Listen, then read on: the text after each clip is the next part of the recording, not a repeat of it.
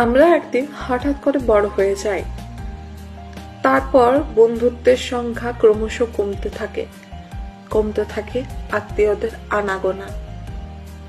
পাশের মানুষটাকে এতদিন পাশে পেয়ে এলেও আর তাকে পাশে পাওয়া যায় না।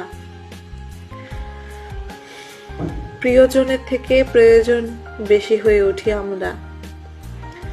প্রিয়জন কখন প্রয়োজন হয়ে ওঠে ধীরে ধীরে মালুম পাই। আস্তে আস্তে দেখা সাক্ষাৎ কমতে থাকে, ভিড়ভাট্টা আর ভালো লাগে না। এবার একা থাকতে, নিজেকে গোছাতে বড্ড বেশি মন চায়। তার মানে তুমি বড় হয়ে গেছো, ম্যাচিওর হয়ে গেছো।